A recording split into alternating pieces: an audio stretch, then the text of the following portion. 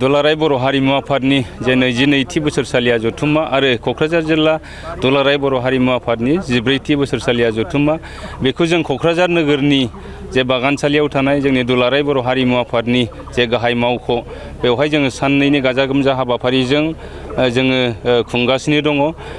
मैयानिफ्राय हाबाफारिया जागायदों। मैया जोंना थान्दै मेल जागायखांबाय आरो दिनै नैथि सान हिसाबै दुलाराय बर' हारिमु आफादनि जे गोथार फिरफिला बिरहोनाय बे हाबाफारिया मावफुंजालांबाय आरो जोंनि माहारिनि मुंख्लंफोर आरो जोंनि हारिमुनि रुंसारि बिथांमोननो जोङो मान बावनाय हाबाफारिखौबो जोङो जागायखांबाय। जोंहा दिनै दुलाराय बर' हारिमु आफादनि सिङाव 28था जिल्लाफोर दङ। नेपाल, सोनाब बंग आरो दिल्ली एनसिआर बिथांमोनखौ लाफानानै जोंनि 28था जिल्ला दुलाराय बर' हारिमु आफादनि सिङाव जिल्ला आफादफोर दङ। दा बेफोर आफादफोरखौ जोङो लाफानानै खामानि मावगासिनो दङ। बिथांमोनहाबो दिनै मैखोमै बाहागो लाफैदों। दा दिनै फुंनि हाबाफारिया जोबनानै थांबाय। 9 बाजिनिफ्राय जोंना बान्था राननाय हाबाफारि आरो बिजाब बेखेवनाय हाबाफारि बे दान्दिसे उनावनो जानो थांगासिनो दङ। दुलाराय बर' हारिमु आफादा बोसोरफ्रोमबो जे मोननै बान्थाखौ जोङो होबोबाय थानाय जादों। अस्ताद कामिनी कुमार नार्जारी बान्था आरो सला अस्ताद बान्था बे मोननै बान्थाखौ जोङो दुलाराय बर' हारिमु आफादा बोसोरफ्रोमबो होबोबाय थानाय जादों। बे बान्थाखौबो जोङो गथायनाय जागोन आरो दुलाराय बर' हारिमु आफादा जे गोबां समनिफ्रायनो खामानि मावबोबाय थानाय वार्कशप खालामनानै सेमिनार खालामनानै दिनै जोंनि जोबथा खामानि मावनाया जों जाफुंबाय होननानै जों साननो हायो।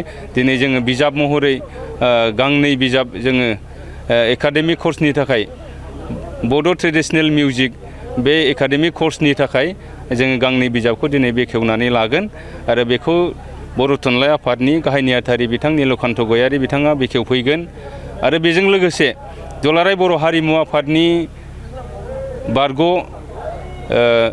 आफादगिरि आरो दानि बोसोनगिरि मुस्रि रजनी स्वर्गियारी बिथांनि जे दिल्ली एनसिआरआव थानाय मिउजिक एन्ड आर्ट इउनिभार्सिटिनिफ्राय बिथाङा डक्टरेट डिग्री मोननो हानायनि थाखाय जोङो बिथांखौ दिनै बरायनायजों लोगोसे मान बावगोन आरो थांनाय साननैसो सिगाङाव बर' थुनलाइ आफादनि मानिजाथाव गोदानै सायख'जानाय आफादगिरि बिथां गपिनाथ बरगयारी सारखौबो जोङो दुलाराय बर' हारिमु आफादनिफ्राय बरायनाय जागोन आरो जोङो बेबायदिनो जोंनि हाबाफारिया थांबाय थागोन।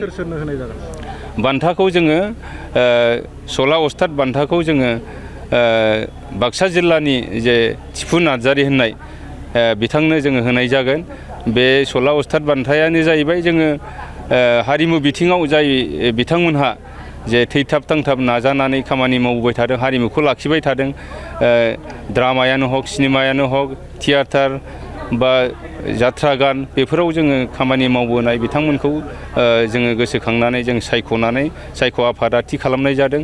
जों थिफु नार्जारी बिथांखौ जोङो बयबो मिथिगौ।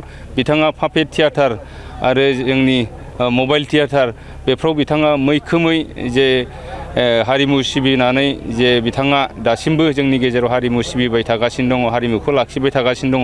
बिनि थाखायनो जों बे नोजोर होनानै बिथांखौ सायख'नाय जादों आरो अस्ताद कामिनी कुमार नार्जारी बान्थाखौ जोङो कार्बि आंलं जिल्लानि मुस्लिमा फुलनि नार्जारी बिथांनो जोङो गथायनाय जागोन। बिथाङाबो गोबाव समनिफ्रायनो हारिमु बिथिङाव खामानि मावबोदों, हारिमु लाखिनायाव बिहोमा होबोदों। बिनि थाखायनो जोङो बिथांखौबो सायख' आफादनिफ्राय जोङो सालिजारि खालामनानै सायख'नानै बिथांनि मुंखौ फोसावनाय जादों आरो बिथांनो बान्थाखौ गथायनाय जागोन। आरो बे बान्था गथायखांनायनि उनाव जोंहा दुलाराय बर' हारिमु आफादनि जे दिनै बोसोरसालिया जथुम्माजों लोब्बा लाखिनानै नैथि साननि जे थान्दै जथुम बे जागायगोन। बेवहाय जों गोबांथार सावरायलायनायनि गेजेरजों जे बर' हारिनि एबा हारिमुनि बिथिङाव खामानि मावनांगौनि थाखाय, हारिमुखौ लाखिनांगौनि थाखाय, रैखाथि होनांगौनि थाखाय जोङो गोबां बाथ्रा सावरायगोन। बेनि उनाव जोंहा बोसोरथाम जे जोंनि मावसम बियो दिनै जोबनानै फैगोन आरो गोजाम आफादखौ सिफायनानै